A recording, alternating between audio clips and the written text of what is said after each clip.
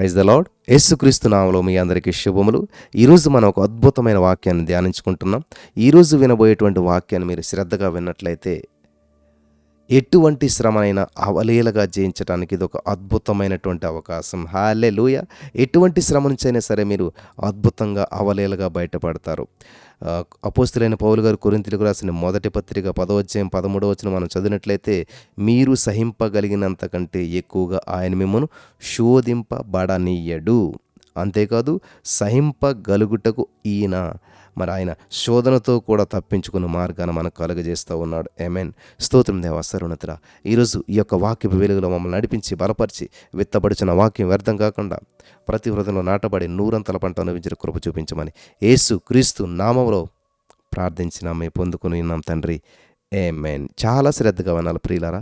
Brother, ఎంతకాలం సహించాలి brother? ఎంతకాలం ఈ శ్రమలు? ఎలాగా, ఏమిటి? వీటికి ఎండ లేదా? వీటికి ముగింపు లేదా? ఈ అప్పుల సమస్య నుంచి బయటపడే మార్గం లేదా? ఈ అనారోగ్య పరిస్థితి నుంచి బయటపడే మార్గం లేదా? మరి మేము వెళ్తున్న ఇరుకులు ఇబ్బందుల నుంచి బయటపడే మార్గం లేదా అని చాలామంది ప్రశ్నిస్తూ ఉన్నారు. ఈరోజు నాకు అద్భుతమైన సంఘటన మీకు తెలియజేస్తాను. ఈ సత్యం తెలిసినట్లయితే మీ సమస్యలు 3 రోజుల్లోనే ముగుస్తాయి. హల్లెలూయా. ఈ సత్యం తెలుసుకున్నట్లయితే మీకు ఎటువంటి సమస్య నుంచి అయినా సరే 3 రోజుల్లో మీరు బయటపడేటువంటి అద్భుతమైనటువంటి అవకాశం ఉంది. ప్రియాంక అనేటువంటి అమ్మాయి చర్చ్ నుంచి అప్పుడే బయటకు వచ్చింది. ఈ ప్రియాంక మరి పార్కులోనికి వెళ్ళింది. ఆ పార్కులోనికి వెళ్ళగా అక్కడ కరుణమ్మ కనపడింది. ఆమె తన ముందున్నటువంటి గంపలో కొన్ని గులాబీ పువ్వులు పెట్టుకొని అమ్ముతున్నది. ఈ ప్రియాంక అనేటువంటి ఆమె వద్దకు వెళ్ళి ఒక గులాబీ పువ్వు కొన్నది. కరుణమ్మ వైపు తిరిగి ఈ యొక్క ప్రియాంక అంటున్నది, నువ్వు చాలా ఆనందంగా ఉన్నావు, చాలా హ్యాపీగా ఉన్నావు. అందుకని కరుణమ్మ, అవును, నేను ఎప్పుడు ఇలానే ఉంటాను, ఆనందంగానే ఉంటాను అన్నదామె. అప్పుడు ప్రియాంక ఆమెను పరీక్షగా చూసింది, తదేకంగా చూసింది. చూసి కరుణమ్మ వేసుకున్న బట్టలు చూస్తే కరుణమ్మ చాలా పేదరాలు అనిపిస్తుంది. చాలా పేదరాలని తెలుస్తుంది. ఆమె వేసుకున్న బట్టలు కానీ ఆమె చూసిన విధానం కానీ చాలా పేదరాలు, చూట్టాకి పేదరాలా ఉంది. కానీ ఆమె ఎప్పుడు కూడా ఆనందంగా ఉన్నాను అంటుంది. ఎప్పుడు కూడా నేను ఆనందంగానే ఉంటాను అంటుంది. జాగ్రత్తగా గమనించాలి. అప్పుడు ఈ ప్రియాంకకు అనుమానం వచ్చి, ఏమీ కష్టాలేమీ లేవా అని అడిగింది. అందుకని కరుణమ్మ, ఈ వయసులో కష్టాలు లేకుండా ఉంటాయేంటి, అన్ని కష్టాలే ఉన్నాయి అన్నదంట. మరి ఎప్పుడు సంతోషంగా ఎలాగుంటావు అంటే, అందుకని ఈ కరుణమ్మ అన్నదంట, మీకో విషయం తెలుసా, ఏ కష్టమైన 3 రోజులు ఉంటుంది అన్నదంట. అదేంటి, ఏ కష్టమైన 3 రోజులు ఉంటుందా? అది ఎలాగా అంటే, మీరు యేసుప్రభువుని నమ్ముకున్నారు కదా, చర్చికి వెళ్ళి వచ్చారు కదా, ఈ మాత్రం తెలీదా అని ఆ పూలు అమ్ముకునేటువంటి కరుణమ్మ చెప్తా ఉన్నదంట.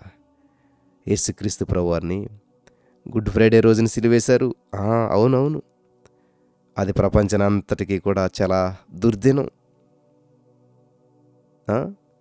మరి శ్రమదినం అంటారు కదా. ఎస్, నాకు శ్రమలు వచ్చినప్పుడు ఇదే జ్ఞాపకం చేసుకుంటాను నేను. ఎలాగంటావా, యేసు ప్రభువారిని సిలువేసిన రోజు చాలా శ్రమ పెట్టారు, చాలా హింస పెట్టారు. సిలువేసిన తర్వాత ఆయన మరణించాడు. తర్వాత ఏమైందంటే 3వ రోజు అనగా ఆదివారం ఆయన మరణాన్ని జయించి లేచాడు. ఆమేన్. హల్లెలూయా. అదే నాకు ఆదర్శం. అలాగే నేను కూడా నా శ్రమలు వచ్చినప్పుడు 3 రోజులు వేచి చూస్తాను, 3 రోజులు వెయిట్ చేస్తాను. ఏదో విధంగా సమస్యలన్నీ కూడా పటాపంచలైపోతాయి అన్నదంట.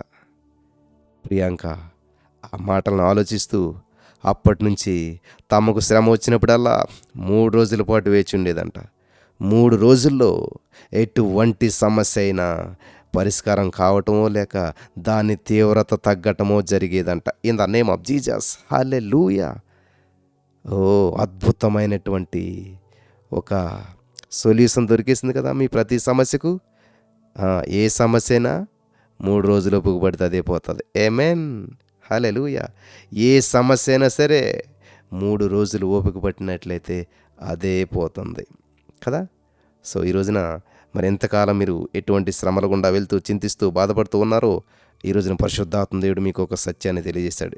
ఏ సమస్యకైనా 3 రోజులకి ముగింపే. ఇది విన్న తర్వాత ఇది విన్నట్లయితే మరి ఈ సత్యాన్ని మీరు తెలుసుకున్నట్లయితే ఎటువంటి సమస్య నుంచి అయినా సరే 3 రోజులకి ముగింపు. హల్లెలూయా. దేవునికి స్తోత్రం కలుగును గాక. కాబట్టి ఈ సత్యాన్ని మీరు తెలుసుకున్నట్లయితే నా ప్రియమైనటువంటి సహోదరి స్నేహితులారా, ఏ కష్టమైనా సరే 3 రోజులే ఉంటాయి. ఆమేన్. ఏ సమస్య అయినా సరే 3 రోజులే ఉంటుంది. 3వ రోజు అది అయిపోతుంది. ఇంకా పునరుత్థానం. ఆమేన్. విక్టరీ. ఆమేన్. నమ్మిన వారు స్వతంత్రించుకుందురుగాక. ఆమేన్.